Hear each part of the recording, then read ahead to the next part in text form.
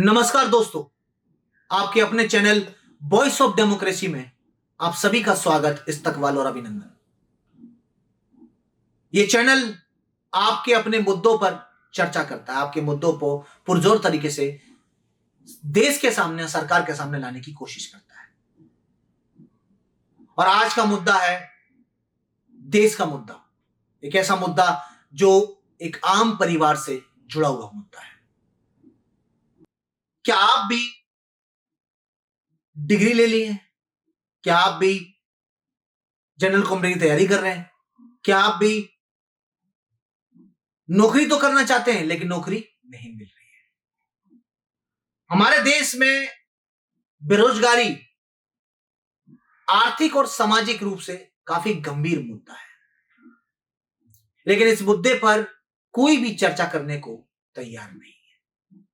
चुनाव के मौसम में हर व्यक्ति, हर वो नेता बेरोजगारी पर आपसे वोट तो लेता है, लेकिन बेरोजगारी के बाद, वोट लेने के बाद आपसे वो पूछता तक नहीं है कि आपका बेटा नौकरी कर रहा है या नहीं कर रहा, आपकी बेटी नौकरी कर रही है या नहीं कर रही, आपके घर में सारी व्यवस्था है या नहीं है। 2024 के लोकसभा चुनाव देखें आप, क्या मुद्दे थे? गूगल पे जाइए, सब मिल जाएगा आपको। बाकी विधानसभा चुनाव में क्या मुद्दे हैं? कोई कहता है मस्जिद बनाएंगे, कोई कहता है मंदिर बनाएंगे, कोई कहता है चर्च बनाएंगे, लेकिन एजुकेशन डिपार्टमेंट पर कोई पार्टी या कोई नेता खर्च कितना करेगा, इसकी कोई व्याख्या आपके सामने नहीं होती। उन मां बाप से पूछना चाहता हूं, वो मां बाप जो गर्मी में, सर्दी में, बरसात में अपनी जिंदगी को कुर्बान कर देते हैं अपने बच्चों को सशक्त करने के लिए, अपने बच्चों के भविष्य को बेहतर करने के लिए, अपने बच्चे के भविष्य को उज्जवल देखने के लिए हर वो काम करते हैं जो वो कर सकते हैं, लेकिन उसके बावजूद भी उनका बच्चा क्या बनता है? अगर वो जनरल कॉम्पिटिटिव तैयारी करता है तो वहां पेपर लीक हो जाता है, इंजीनियरिंग की तैयारी करता है पेपर लीक हो जाता है, नीट की तैयारी करता है पेपर लीक हो जाता है, बीपीएससी की तैयारी कर रहा है, आपको पता ही है क्या हो रहा है। बिहार में हाल ही का देख लीजिए आप, बिहार में पिछले 3 महीने से हमारे बच्चे रोड पर बैठ के गर्दनी बाग पे आंदोलन की बात कर रहे हैं और अनुरोध कर रहे हैं गांधीवादी आंदोलन के माध्यम से कि भैया प्लीज सरकार री एग्जाम करा दीजिए, हमको इसमें डर लग रहा है, हम इसमें निष्पक्ष नहीं है। अरे भाई, आप सरकार के हैं, ठीक है, सरकार माई बाप है, ठीक है, सरकार राजा होती है, मान लेते हैं, लेकिन प्रजा की कोई मूलभूत नहीं है क्या? उसका कोई मूल रूप नहीं है क्या? जब प्रजा कह रही है, जिसका तुम एग्जाम ले रहे हो वो कह रहा भैया देखो मुझे निष्पक्षता नजर नहीं आ रही, आप इसको निष्पक्ष करवा दीजिए, तो क्या हो जाएगा? करवा लीजिए, लेकिन नहीं करेंगे। नारा जरूर देंगे, बेटी पढ़ाओ, बेटी पढ़ाओ, बेटी पढ़ाओ, बेटी बचाओ, सब नारा चलेगा, लेकिन उसी बेटी को जब वो नौकरी मांगने जाएगी तो लठियाए भी देंगे, मारेंगे, बाल पकड़ के खींचेंगे। क्या मांग रही है वो री एग्जाम? क्या मांग रही है कि भैया जो धांधली हो रही है उसको मैं खत्म करना चाहती हूं और हमारा फिर फ्रेश एग्जाम ले। नॉर्मलाइजेशन में हमको प्रॉब्लम हो रही है, नहीं समझ आ रहा, आप हमें नॉर्मल एक तरीके से एग्जाम लें, लेकिन नहीं करेंगे भैया, हम तो अपना थोपेंगे, हमारी मर्जी, कुछ भी करें। तुम जनता हो, तुम्हारा काम है चुपचाप सुनने का, बुलबुलाने का, अकबकाने का नहीं है, फड़फड़ाने का नहीं है। राजा हम हैं, हम जैसा बोलेगा वैसा सुनना पड़ेगा। हाँ भैया सुनेंगे, प्रभु आप हैं, हम आपकी सुनेंगे, नहीं ना बोलेंगे किसी को कुछ। लेकिन बात फिर घूम फिर के उन माँ बाप से पूछता हूं, मैं उन सभी माताएं बहनों से पूछना चाहता हूं कि अपने बच्चों को आप पढ़ा रहे हो, क्यों पढ़ा रहे हो भाई? क्यों शिक्षा दे रहे हो उनको कि उनका भविष्य उज्जवल हो? एक बाप अपनी पूरी जिंदगी खटा देता है, पूरी जिंदगी लगा देता है अपने बेटा को बड़ा बनाने की, अपनी बेटी को बड़ा अफसर देखने के लिए, लेकिन जब उसका बेटा किसी चौराहे पर पान मसाला या गुटखा बेच रहा होता है, तब उस बाप के दिल में क्या बीती होगी वो बाप ही जानता, वो मैं और आप नहीं जान सकते दोस्तों। वो बंदा ही जान सकता है जिसने अपने बच्चे को पढ़ाने के लिए क्या कुछ नहीं किया।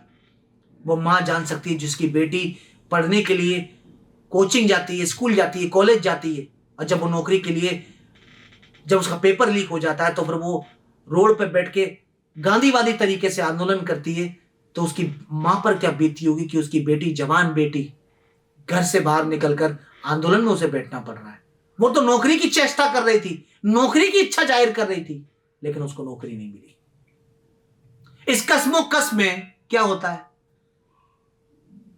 जब बच्चा पूरा पढ़ लेता है, शिक्षित हो जाता है, तो उसका जो फादर है, उसकी जो माता है, वो परिवार जिसने उसके पीछे अपनी पूरी जिंदगी लगा दी, वो परिवार उसको प्रेशराइज करता है, दबाव डालता है, क्योंकि उसके पास भी ऑप्शन नहीं है, क्योंकि उसके परिवार को समाज दबाव डालता है कि भाई क्या हुआ तुम्हारे बेटे का, क्या हुआ तुम्हारी बेटी का, वो तो इतने सालों से पढ़ रही थी, वो तो दिल्ली में तैयारी कर रही थी, वो तो इलाहाबाद में, प्रयागराज में तैयारी कर रही थी, वो तो जो है कोटा में तैयारी कर रही थी, क्या हुआ उसको नौकरी मिला?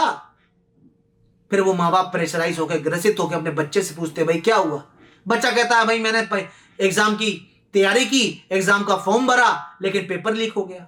फिर अंत में आकर वो बच्चा अंधकार को देखकर अंधकार में डुबकी लगा देता है और अपने जीवन की हत्या कर देता है, आत्महत्या कर देता है। और अगर मैं इस आंकड़े के हिसाब से बोलूं तो एनसीआरबी का आंकड़ा कहता है कि 2022 का यह आंकड़ा है जिसमें भारत में मरने वालों की, आत्महत्या करने वालों की संख्या 1,71,000 थी। एक नॉर्मल आंकड़ा है, हालांकि जमीनी स्तर पर यह और भी ज्यादा गंभीर है, जिसमें लगभग 41 से 45% जो लोग थे वो जिनकी आयु 30 वर्ष से कम थी। 30 वर्ष से कम मतलब उनकी जिंदगी शुरुआत ही हुई थी और उन्होंने अपनी जिंदगी की हत्या कर दी।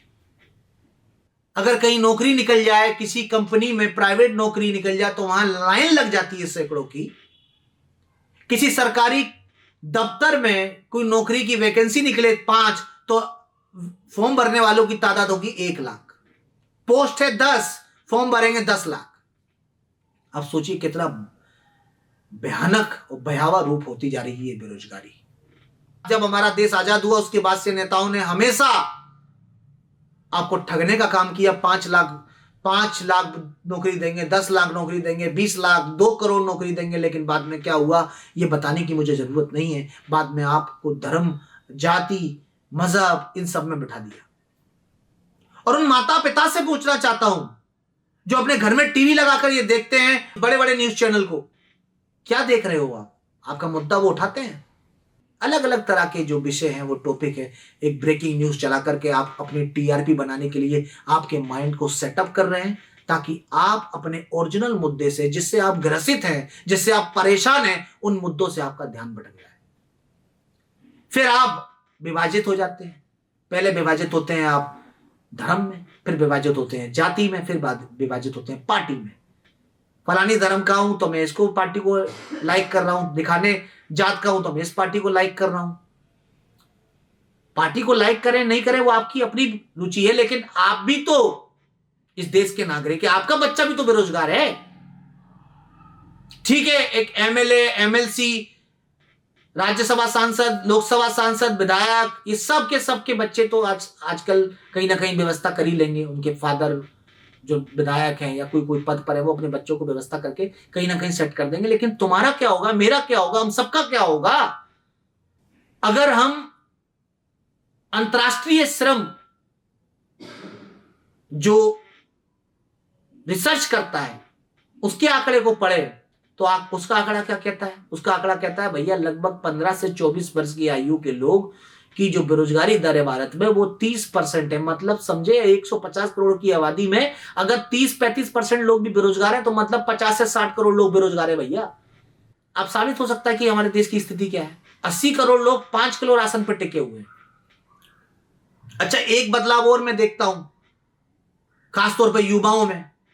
10 साल पहले युवा जो होते थे वो शर्माते थे बोलने में, अरे भैया कोई काम हो तो देखिए ना, दिलवाइए ना। और आज के युवा कहते हैं भैया बेरोजगार हैं, कोई पूछे क्या कर रहे हैं, भैया बेरोजगार हैं, खुल के बोलते हैं। क्योंकि शर्म आया नहीं। क्यों नहीं? शर्म आया की बात नहीं है, इसलिए नहीं बोलते हैं क्योंकि भैया उनको मालूम है हर चौथा आदमी बेरोजगार है।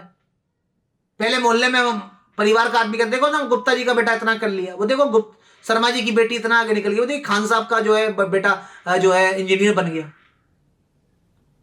आज क्या बोल रहे हैं? मोहल्ले में 4 आदमी तो बेरोजगार है। वो देखिए ना, गुप्ता जी की बेटी तो अभी बेरोजगार पड़ी है, तो आप मुझको प्रेशर क्यों दे रहे हैं? शिक्षा के मामले में स्थिति यह है कि आज कोचिंग सेंटर वाले हो, प्राइमरी स्कूल वाले हो, लूट के पैसा ले रहे हैं। हालात ये हैं, एक आंकड़े के मुताबिक कि 11 लाख प्राइमरी स्कूल पूरे देश में बंद हो गए, जिसमें सबसे ज्यादा जो संख्या है वो यूपी की, उत्तर प्रदेश की है, जो देश का सबसे बड़ा राज्य है। कौन दुनिया में जी रहे हैं हम और आप यार?